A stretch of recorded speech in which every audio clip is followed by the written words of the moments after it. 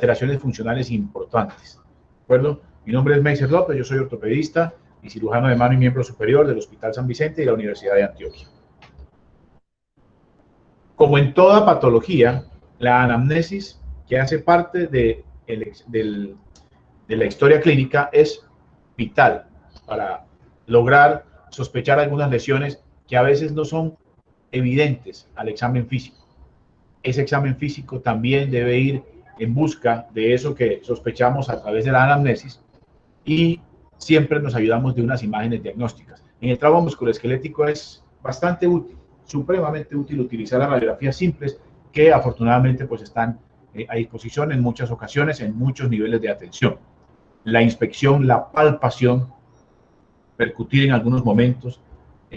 No utilizamos nosotros la auscultación, pero no se nos debe olvidar que en ortopedia, pues aunque no se usa, podría ser necesaria en algún momento, y con eso tener una aproximación diagnóstica para implementar un tratamiento. Entrando en materia, ¿cómo evaluamos el flexor profundo?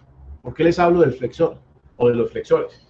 Porque recibimos en los servicios de cirugía de mano y de ortopedia con alguna frecuencia lesiones inveteradas o antiguas de los tendones flexores, que se producen en el contexto de heridas que a veces no son tan dramáticas. Una herida pequeña, por ejemplo, al estar utilizando un cuchillo en la cocina, ¿sí? Y estas personas tienen un trauma a nivel del tendón y de pronto se nos olvida examinar, y el paciente tampoco se percata, la función del flexor profundo, que como ven en la imagen, debe evaluarse de esta manera, bloqueando la interfalángica proximal, que es esta, haciendo flexión de la interfalángica distal.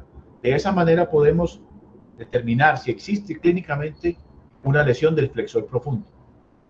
Acto seguido de haber diagnosticado la lesión del flexor profundo, recuerden que la reparación de los tendones debe hacerse idealmente en las primeras 24 horas o máximo en la primera semana.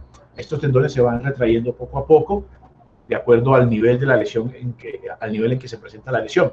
Entonces es muy importante que tengamos en cuenta esto. Además, la reparación primaria, ampliando la herida con algún tipo de abordaje, es mucho más fácil, más sencilla y tiene un pronóstico funcional muchísimo mejor.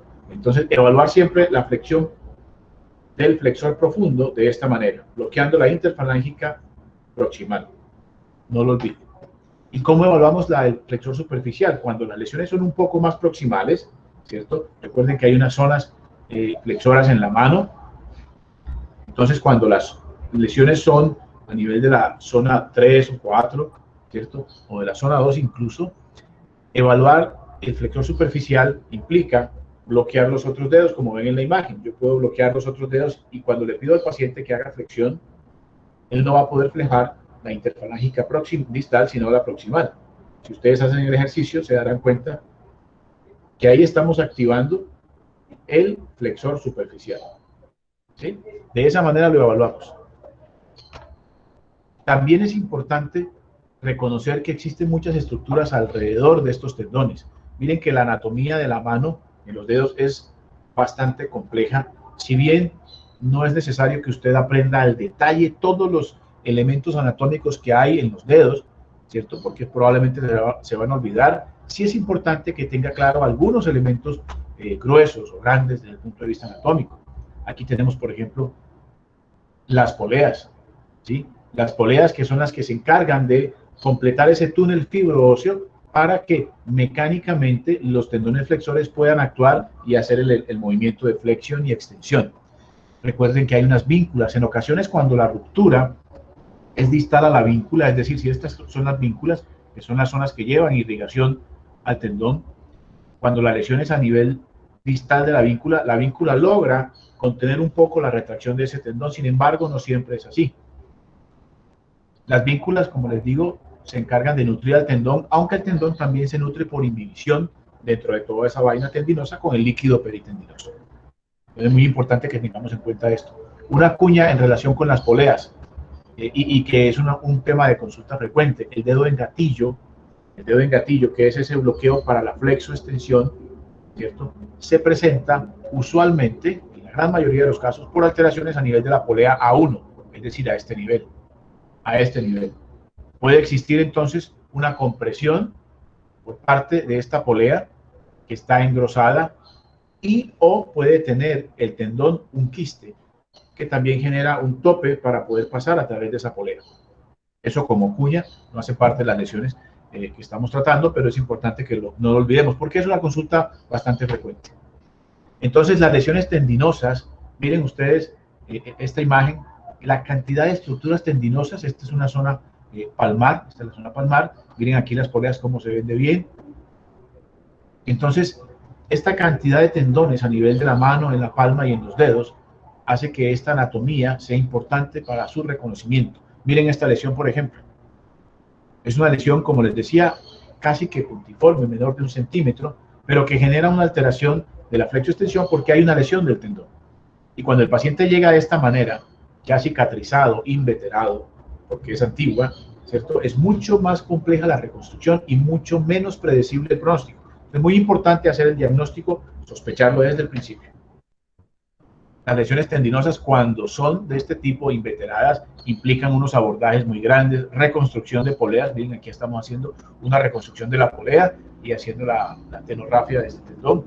Pero entonces, el proceso de rehabilitación es mucho más lento y menos predecible. También es importante tener en cuenta algo, no solamente el movimiento o la función de flexo-extensión. Recuerden que a los lados, tanto radial como cubital, en cada dedo, existen unas estructuras neurovasculares muy importantes, no para el movimiento, pero sí para la sensibilidad protectora. ¿Sí? Cuando uno de estos nervios, por ejemplo el cubital del quinto dedo, tiene alguna alteración y la herida puede ser aún más puntiforme y más tangencial y tener esta lesión neurológica, el paciente no se va a dar cuenta, de pronto está un poco obnubilado porque tiene una herida, y cuando usted le dice mueva los dedos, hombre, está muy bien, no hay problema, flexo-extensión bien, tendones bien, pero ¿cómo está la sensibilidad? Hay que indagar sobre la sensibilidad, ¿de acuerdo? La sensibilidad protectora es muy importante. Cuando usted está en algún sitio cercano a algo caliente, en un restaurante, por ejemplo, o en la cocina, ¿cierto? O en cualquier sitio, y usted coloca los dedos así, si usted no tiene sensibilidad protectora, ¿cierto? Se va a quemar. Es muy importante. Tiene usted que estar mirando la mano a dónde va, pero además incluso la sensibilidad para realizar algunas actividades de pinza minuciosas, como abotonarse. Si usted no tiene sensibilidad en el espejo de los dedos, ¿cierto? No va a poder hacerlo de manera adecuada, a menos que esté mirando. Entonces, la sensibilidad protectora y funcional es muy importante en este tipo cuando estamos enfrentados a este tipo de lesiones. Entonces, no olvidar siempre, ante cualquier herida, por pequeña que sea, indagar sobre estas estructuras neurológicas y vasculares. Los extensores tienen, igual que los flexores, una anatomía bastante compleja y existen algunas lesiones importantes a este nivel. Miren ustedes la intrincada red de fibras y de mecanismos extensores que hay acá. Entonces, las lesiones a este nivel pueden traducirse funcionalmente en algo muy importante. En este caso, por ejemplo, la falta de extensión, que es muy fácil de evaluar, ¿cierto? La extensión de los dedos, asociada pues a las lesiones que puedan presentar. Hay una patología específica que se llama dedo en botonera, que consiste en una lesión a nivel de la banda central o de las mandeletas laterales, ¿cierto? En la interfalángica proximal. La actitud del dedo va a ser en flexión de la interfalángica, y esta deformidad o esta falta de extensión hay que tratarla, y la manera más fácil de tratarla, al menos en el manejo inicial, cuando estamos frente a un paciente que ha tenido un trauma en el dedo, un trauma axial, y que tiene dificultad para la extensión de la interfalángica proximal, que no es capaz de extenderla, a ese paciente hay que inmovilizarlo de inmediato. Obviamente tomamos radiografías, y si no vemos fracturas en esta radiografía, debemos pensar que algo está pasando con ese mecanismo extensor de manera traumática.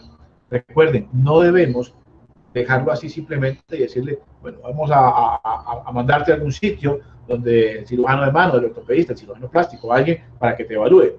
Este tránsito del paciente a través del sistema puede demorarse semanas o meses.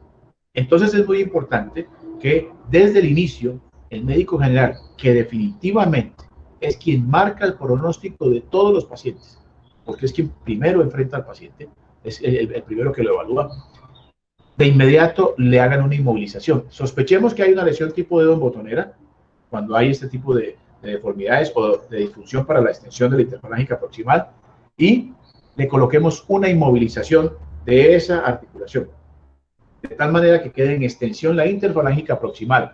Así estaremos acercando los cabos tendinosos que se han roto, esas bandeletas laterales, ¿sí? Y probablemente ese pueda ser el tratamiento definitivo. Hay que colocarle esa inmovilización y recomendarle que no se la vaya a retirar hasta tanto no sea evaluado por el especialista que lo ha remitido, ¿sí? Una inmovilización como estas. Y obviamente, si no tenemos alguna de estas, pues un bajalenguas o algo que nos permita mantener la interfalángica proximal en extensión. Aquí hay diversos tipos de inmovilización, pero cualquiera de estos, ¿okay? Que se utilice mientras llega a un sitio donde se pueda evaluar. Y probablemente podría ser este el manejo definitivo. Entonces, mire cómo es de importante sospechar de entrada esta patología y cómo es de importante el manejo inicial que usted podría dar al paciente. El dedo en martillo, otra patología tendinosa traumática, en este caso, un trauma axial y es un poco más distal en relación con el dedo en botonera, es una desinserción del tendón en la falange distal, en el dorso de esa falange distal. Usted puede tener o una fractura o una desinserción. Si hay una fractura, es fácilmente visible en la radiografía. Si hay una lesión del tendón, no vamos a ver nada en la radiografía, pero el paciente no va a poder extender, ¿sí? Entonces, vamos a tener esta imagen clínicamente, un paciente que llega a la consulta luego de un trauma, a veces no llegan el mismo día, pueden llegar 1, 2, 3 días después, incluso una semana después. Y cuando llegan dicen, doctor, yo no soy capaz de hacer extensión del dedo, me golpeé hace unos días, o tal vez ni siquiera me di cuenta. Tomamos radiografía siempre, y aprovechamos acá y hacemos una cuña. La radiografía en los dedos, cuando vamos a evaluar falanges distales y media, podemos hacer una proyección AP y lateral. AP y lateral, ¿de acuerdo? De ese dedo. Cuando tomamos radiografía podemos encontrarnos con esto. Un paciente puede tener una fractura del dorso de la falange distal, que es una fractura articular y que podría requerir cirugía. Se hace una inmovilización y se remite para cirugía o para evaluación. Y podríamos tener una imagen como esta, con una clínica como la que está arriba. Esta imagen debe hacernos pensar de inmediato que el paciente tiene una lesión tipo dedo de martillo y que es una lesión del tendón extensor, como ven acá, del tendón extensor, que no se ve en la radiografía, pero el paciente no es capaz de hacer extensión. Ante esto, de manera inmediata, lo que tenemos que hacer es inmovilizar al paciente. De nuevo, este puede ser el tratamiento definitivo si se hace de manera correcta. Entonces, cuando hay una lesión tipo dedo de martillo como esta que vemos acá, es importante que hagamos la inmovilización. Recuerden que también aplica para la fractura, pero para esta no puede faltar, para la lesión del extensor. Y es que a veces, al no ver fracturas en la radiografía, de pronto se nos pasa por alto y decimos, pues no tienes nada, de pronto es un dedo que está perezoso, tiene mucho dolor, en fin. Pero resulta que hay una lesión del tendón extensor. Entonces, se inmoviliza de nuevo con cualquier dispositivo que pueda, unos prefabricados o unos que hagamos en el momento en la urgencia, como este, por ejemplo. Lo importante es que haya extensión, o mejor, una hiperextensión en lo posible de esa interfalángica distal. De esta manera, estamos dándole tratamiento al paciente. La recomendación es utilizar esta inmovilización 24 horas al día, todos los días, durante 6 a 8 semanas. Usted lo va a remitir donde algún especialista que lo vea, lo vamos a ver entonces en la consulta de mano, de ortopedia o de cirugía plástica, y con seguridad el tratamiento va a ser el mismo. Pero usted ya comenzó el tratamiento. Y es muy importante que lo comiencen desde el principio, porque ese tendón comienza a cicatrizar. Recuerden que las lesiones ligamentarias y tendinosas comienzan a cicatrizar, al igual que las fracturas, desde el momento en que se producen. Entonces, el tratamiento precoz es muy importante. Recuerden, 24 horas al día. Hay que decirle al paciente, si usted se va a retirar la inmovilización por alguna razón, ¿cierto? Debe mantener el dedo en esta posición, quitársela, hacer lo que va a hacer y luego volver a colocarla. ¿Okay? Muy importante. Entonces, usted con esto está haciendo el manejo. La lesión de Stener o Gatekeeper también, al igual que el dedo del martillo, tiene dos versiones. Una en la que hay un fragmento óseo, que es fácilmente evaluable en la radiografía. Entonces usted cuando ve una fractura de este nivel, dice, bueno, listo, ya veo que hay una fractura, puede ser articular, un poco marginal, pero puede ser articular, y puede o no requerir una inmovilización. A ver si esto, voy a Creo que ahí amplió, espero que esté ampliada donde ustedes, pero miren que esta lesión tiene un ligamento aquí involucrado, ese ligamento metacarpofalángico ulnar del pulgar, ¿cierto? Es muy importante. Si hay un fragmento óseo es fácilmente evaluable, pero cuando no hay un fragmento óseo, ¿cierto? Cuando se rompe este ligamento y no se logra evaluar en la radiografía, no podemos olvidar que clínicamente hay que estar atentos. Este paciente debe tener dolor a este nivel del dorso del pulgar. En algunas ocasiones hay alguna equimosis en línea que nos aumenta la sospecha de esta lesión. Sin embargo, aunque no exista esa lesión, palpar a nivel de la metacarpofalángica nos puede orientar hacia esta lesión, aun cuando en la radiografía no veamos ninguna fractura. Entonces, ¿cuál es el tema con este ligamento? Este ligamento, cuando en este tipo de trauma se rompe, ¿sí? Ustedes ven acá, vamos a agrandarlo, que este ligamento está debajo del aductor, del músculo aductor, que es el que hace esto. Está debajo del aductor. Cuando se rompe, este ligamento queda por fuera del aductor, queda encima y no cicatriza. Y esa articulación, su estabilidad es supremamente importante para funciones de pinza y de agarre. Genera dolor y disfunción cuando no está en su posición, cuando se ha lesionado y no ha cicatrizado. Lo que pasa acá es que este ligamento, queda por fuera y encima del aductor y nunca va a cicatrizar. Si quedara adentro, no habría ningún problema. Con seguridad que podría cicatrizar sin inconvenientes. Entonces, aquí vemos una imagen clínicamente comparativa de un paciente donde la metacarpofalángica de este lado no se mueve y aquí hay una inestabilidad importante. No hay fractura, pero hay una lesión ligamentaria. Y recuerden que este ligamento está ya por fuera de su sitio, de su lecho nativo y está encima del aductor, entonces no va a cicatrizar adecuadamente. Queda aquí encima. Clínicamente lo que vemos es esto.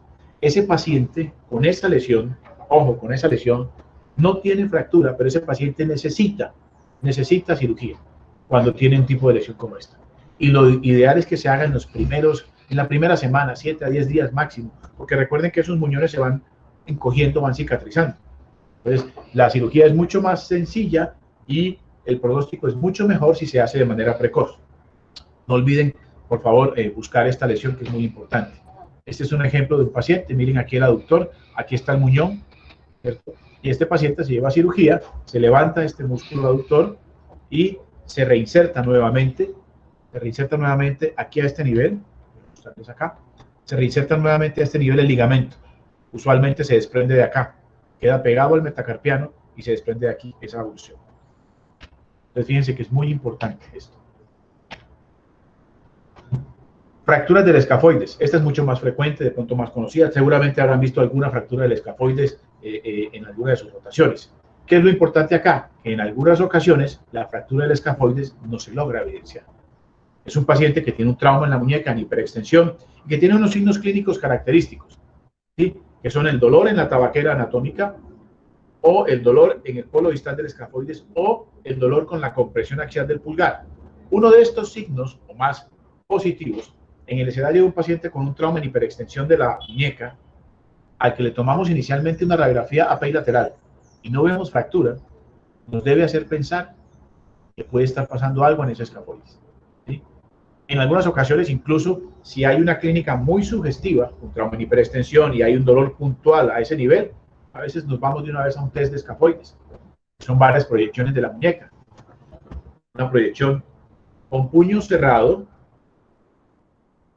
AP, o PA, en desviación cubital, una oblicua y una lateral. ¿De acuerdo? ¿Por qué se recomienda con puño cerrado? Porque el escafoides usualmente en posición neutra es como un frijol que está así. Cuando yo hago esto, el carpo se extiende y este escafoides que es como un frijol y que se está viendo desde acá así, se va a ver así. Y se ve una mayor extensión del escafoides. Entonces es más fácil ubicar la fractura en caso de que pueda ser visible. Ahora bien, incluso con un test de escafoides puede usted no diagnosticar la fractura del escafoides aunque esté allí presente. Y la clínica es muy importante. Esto nos lleva a pensar que cualquier paciente con trauma en hiperextensión de muñeca, con signos clínicos de una fractura del escafoides aun cuando no aparezca en la radiografía, así sea un test de escafoides, nos debe hacer pensar que allá está pasando algo.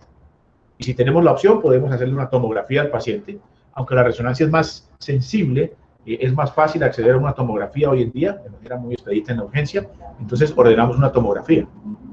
Si por alguna razón no podemos ordenar la tomografía, porque el sitio donde nos encontramos no lo permite, pues habrá que inmovilizar al paciente y remitirlo como si se tratara de una fractura de escafoides. Y si no se puede remitir al paciente por alguna razón, ¿cierto? Social, económica, la que ustedes quieran, entonces hay que tratar de manejarlo como si fuera fractura de escafoides, pensando en que hay que inmovilizarlo de esa manera, revisarlo a los 10 o 15 días, retirar la férula, evaluar clínicamente cómo está y volver a tomar un test de escafoides, una radiografía. Lo que ha pasado en ese momento, si existe una fractura, es que los bordes de la fractura se reabsorben y ya se permite visualizar en la radiografía simple. Ahora bien, si el paciente ya no tiene síntomas, ¿cierto? Probablemente no es una fractura de escafoides. Pero esta es más o menos la manera de manejarlo en los diferentes escenarios que se puedan presentar. Entonces aquí tienen ustedes, por ejemplo, unas radiografías donde claramente son visibles las fracturas de escafoides. Y vale la pena resaltar que no siempre se diagnostica aunque estén ahí evidentes, ¿sí? Hay que entrenar el ojo de manera constante y cada vez que vean una radiografía de muñeca busquen cómo están los huesos de manera normal, cómo está el escafoide, ¿sí? Porque estas que son fracturas evidentes, aquí señaladas con la flecha, estas que son fracturas evidentes, en ocasiones se pasan por alto. Y un paciente al que se le pasa por alto una fractura de escafoides tiene una evolución clara. El dolor comienza a disminuir, se van adaptando y dicen, me duele de vez en cuando, pero a los 2 o 3 años, incluso 5 años, sin trauma o con cualquier trauma menor, empiezan a tener dolor y resulta que ya tienen una artrosis a ese nivel, una artrosis radioescafoidea, hay necrosis avascular de este polo proximal, en fin, ya se genera una lesión crónica que amerita unos procedimientos mucho más agresivos. Entonces recuerden la clínica de esta lesión, la clínica, dolor en la tabaquera anatómica, en el polo distal del escafoides y con la compresión axial del pulgar. Uno de esos presentes nos debe hacer sospechar que hay una fractura del escafoides. Aquí hay una fractura muy pequeña, del polo distal, que es para manejo no quirúrgico. Se puede manejar con una inmovilización. Consolida mucho más rápido. Las fracturas ubicadas más distales en el escafoides, es decir, mientras más estén en esta zona, más rápido consolida. Y esto se debe a la irrigación. La irrigación del escafoides es retrógrada. Entra por allá detrás y se va hacia el polo proximal. Aquí ven ustedes una fractura también del escafoides. ¿Cómo se inmoviliza? Recuerde que se debe incluir el pulgar, pero no ocultarlo. Se incluye, pero no se oculta, ¿de acuerdo? Debe quedar libre la interfalángica distal. Los textos hablan de una posición ideal para inmovilizar el escafoides. Grados de abducción, de extensión, pero en realidad nadie los mide. Absolutamente nadie los mide. ¿Cuál es la mejor recomendación? Inmovilícelo de tal manera que el paciente pueda hacer pinza con una extensión de la muñeca y que pueda hacer pinza al estar inmovilizado, incluyendo el pulgar. Si puede hacer pinza, está bien. No lo inmovilice de esta manera, ¿cierto? Que no puede hacer pinza. Si puede hacer pinza con una extensión de la muñeca y que la inmovilización le permita hacer esto, es una buena inmovilización porque va a estar en abducción y en extensión el pulgar. Aquí tenemos unas imágenes de unos pacientes ya evolucionados. Miren lo que les decía. Hay esclerosis acá, hay artrosis radioescafoidea. Miren aquí esta necrosis y esta artrosis.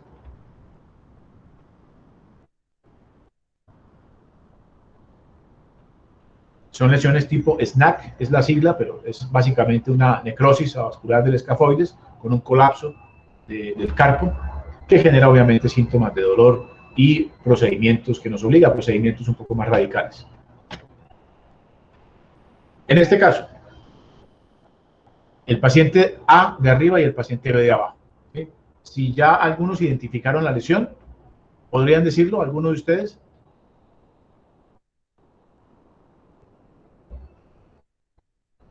¿Alguien se atreve a decirlo? ¿Alguien se aventura, se arriesga? El paciente de arriba tiene un trauma en hiperextensión de la muñeca, tiene dolor, y el de abajo es el mismo trauma, pero uno de ellos tiene una urgencia. Miren las líneas del carpo, las radiocarpianas e intercarpianas, que son las líneas de Gilula. Mírenla acá, aquí hay algo que no cuadra aquí, ¿cierto? Vamos a agrandarlo. Si ustedes ven aquí, hay algo aquí que no cuadra, algo está mal comparado con esto. Y este podría ser el mismo paciente con unas radiografías comparativas. Miren este carpo alineado, las líneas intercarpianas y radiocarpianas.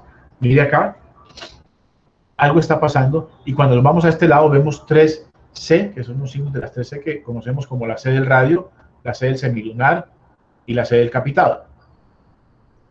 Mire que aquí algo está pasando. Si no estoy seguro de que algo está pasando, por lo menos sí estoy seguro de que no es normal. Y en este caso, se vale pedir radiografías comparativas. Si usted tiene un trauma en la muñeca y piensa que algo raro está pasando, pero no está seguro, puede pedir una radiografía comparativa y confirmar que algo pues no está bien en esta anatomía. Y aquí estamos frente a una luxación del semilunar. Es una lesión perisemilunar, miren acá. Este es el semilunar que está luxado. Por eso se ve este desorden a nivel del carpo. Y es una lesión que es una urgencia. Usted, ¿qué debe hacer como médico general frente a toda luxación? Siempre intentar hacer la reducción. No está obligado a que siempre sea exitosa, pero siempre debe intentar hacer la reducción. Esta reducción se puede hacer con un bloqueo dorsal para mitigar un poco el dolor. Se hace tracción. Al hacer tracción, abrimos el espacio por donde se salió, aumentamos la hiperextensión para darle paso a que vuelva a entrar el semilunar. Usualmente entra muy fácil, ¿sí? Tan fácil entra que la inmovilización no se debe hacer en extensión porque probablemente vuelva a salir el semilunar, sino que se hace en neutro o en ligera flexión. Y estas lesiones son urgencias. Se hace la reducción y se remite, al igual que las otras lesiones ligamentarias. Esto genera una lesión ligamentaria entre el escafoides y el semilunar, ¿sí? Aquí hay un ligamento que se llama el escafolunado y aquí está roto. Ese ligamento debe ser reparado, se le debe permitir una cicatrización en una buena posición porque toda esta complejidad de los huesos del carpo tiene un movimiento sincrónico de flexión y extensión de estos huesos y de rotaciones dentro de todos los movimientos de la muñeca. Cuando esto se altera, comenzamos a tener problemas en la muñeca. Entonces, líneas de Gilula, no lo olviden, la línea, las 3C, que aquí está perdida, mire aquí donde está el semilunar. Siempre pensar que esto puede estar pasando. Y si tienen dudas, pidan una radiografía comparativa. Acá tenemos, por ejemplo, este paciente, miren esto y miren esto. ¿Sí? Aquí hay una fractura y algo está pasando acá, ¿sí? No es una anatomía normal. ¿Sí se dan cuenta? Hay una superposición aquí de estos huesos. Algo está pasando raro acá. No es normal. Además, es un paciente que tiene trauma y tiene edema. Y cuando nos vamos a la lateral de esos dos pacientes, de ese paciente, mire esta imagen normal y mire aquí el semilunar. Vamos a agrandarla un poco. Semilunar luxado. Semilunar en su posición.